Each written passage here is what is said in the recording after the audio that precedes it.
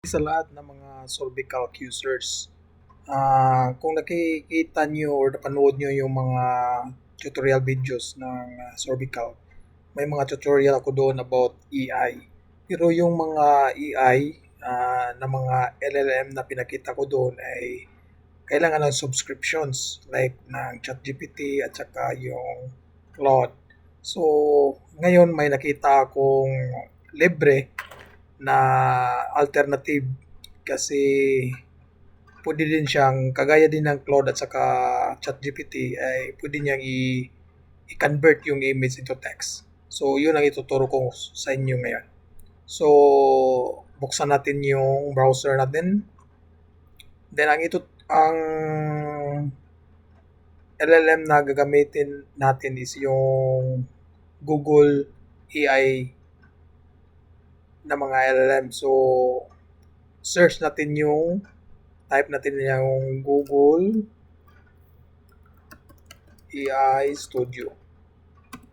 Then, click natin yung AI Studio ng Google. Okay? So, kailangan natin mag-sign up through your Gmail account. So, ngayon, naka-sign up na ako. So, ngayon, gagawa tayo ng chat or prompt para ma-convert natin yung mga images natin into text. So, una, nakagawa na ako pero gagawa tayo ulit. So, click natin yung create prompt. Then, yung system instructions, click natin to.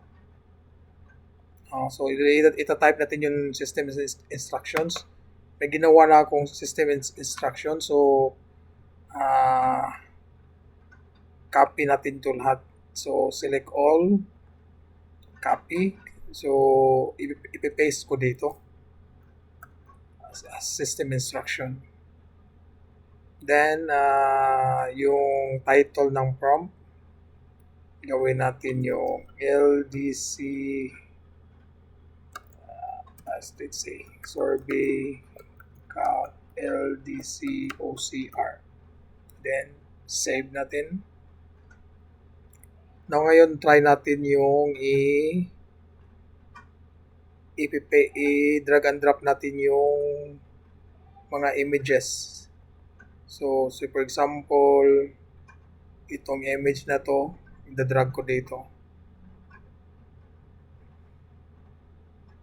So, nag-upload. Then, we click run.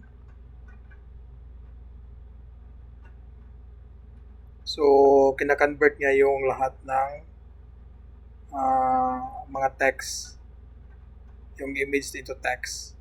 So, pwede mo rin siyang, kung marami, so for example ito, let's say drag natin to 7. Ito yung image. Itong images. Then, we click run.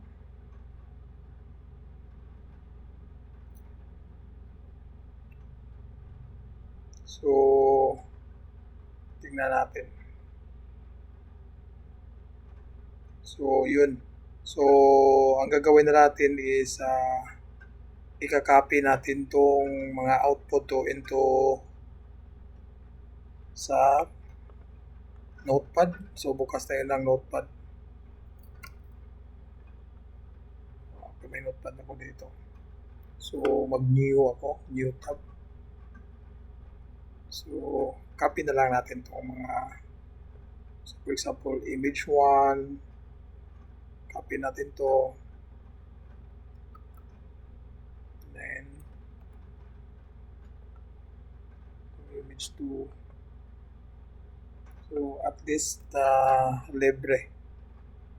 So, alam niyo na to sa mga tutorial ko kung paano to i-import sa Sorbica. Okay? Thank you.